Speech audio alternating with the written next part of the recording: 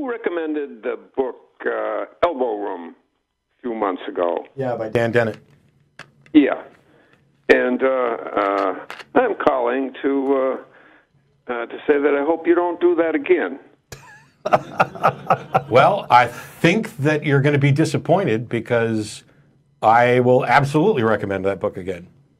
Okay, so just how far down the line? You pretty much go along with his morality and things like that? Elbow Room isn't about morality. It's about free will. It's mentioned in there. Yes, his free will is mentioned there. The entire book is called Elbow Room, The Varieties of Free Will Worth Wanting. The book that's the title, but let's look at the real book. Yeah?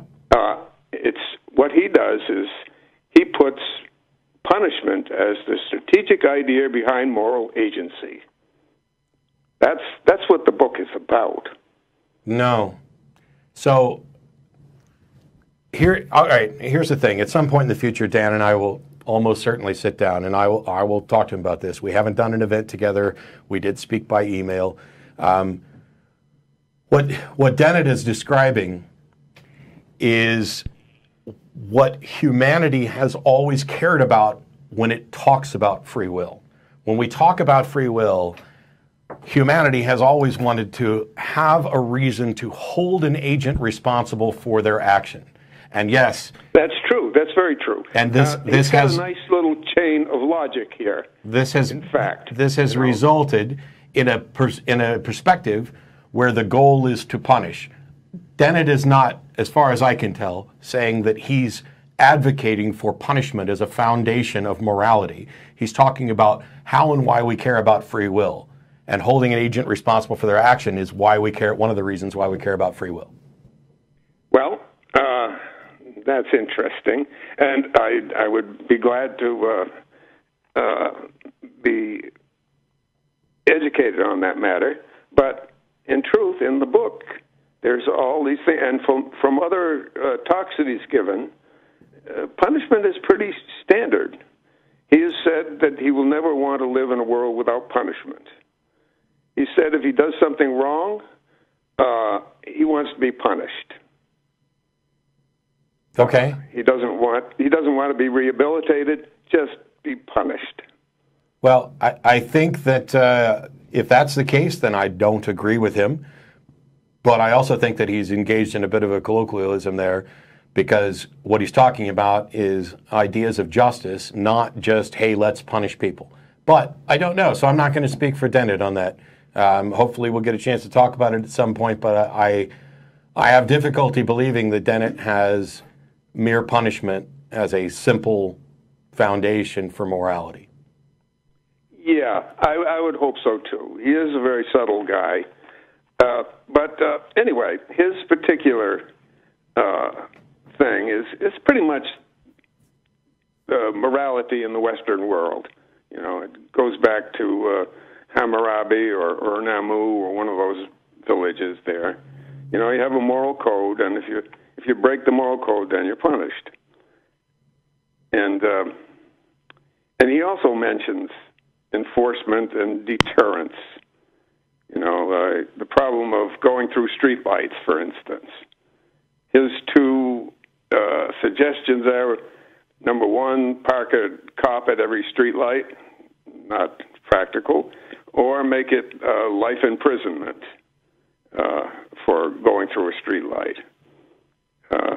Both of which probably are pretty impractical.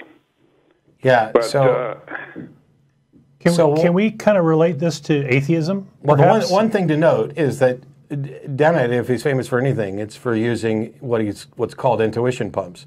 So I don't think that there's no way that Dan Dennett thinks that either parking a cop at every stoplight or giving life imprisonment for running a red light are actually the two solutions. When you're creating intuition pumps and thought experiments, you go to the extremes in order to amplify the example to show the paths about how we would do this. Yes, I agree with that. These are just his examples. However, he doesn't mention other things which can be brought to bear. And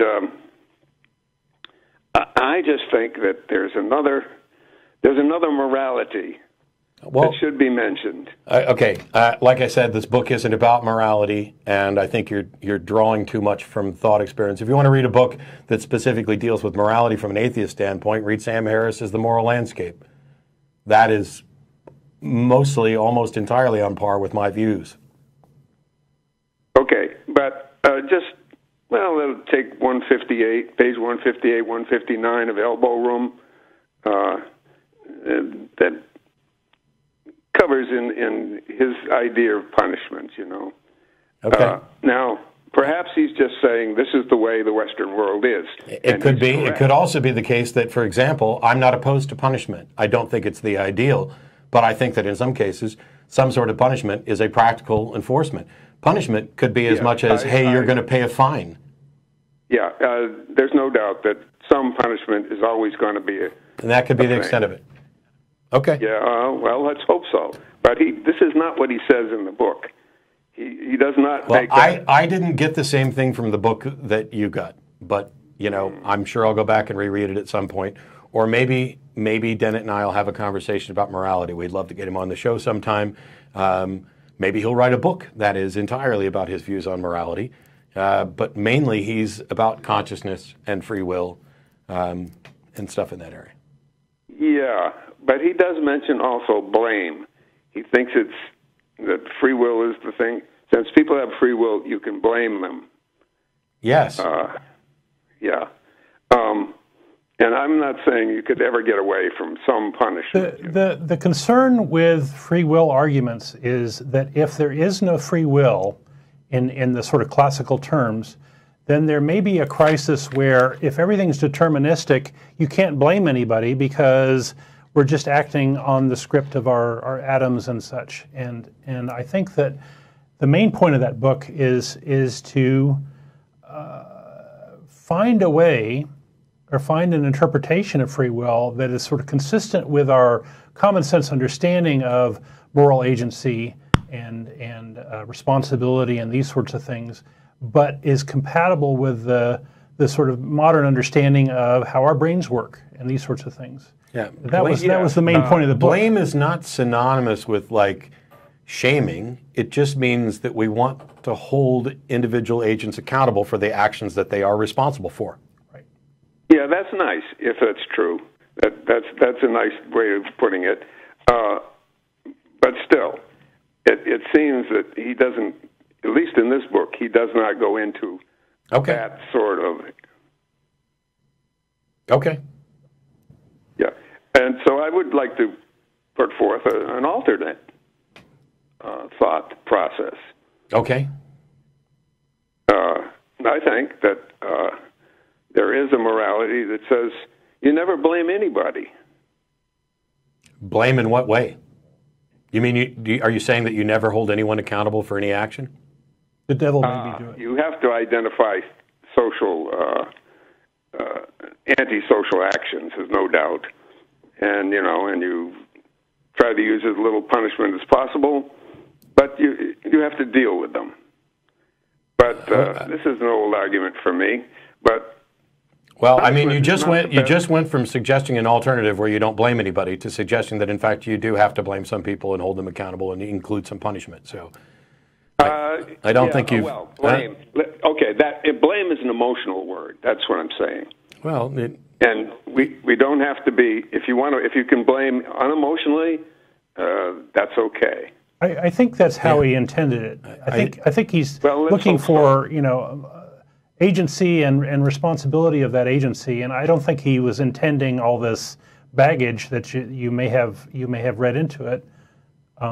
Anyway. Yeah, this might be a good place to stop. Yeah, we're gonna go ahead and try and get some other callers before we go to dinner. But I'll go back and take a look at the book and maybe consider. Your show. Thank you very much. Thanks, and maybe consider looking at Sam's book. Travis, if you're watching, book me with Dan Dennett, and we'll do some talks about free will and morality at some event. That would be awesome.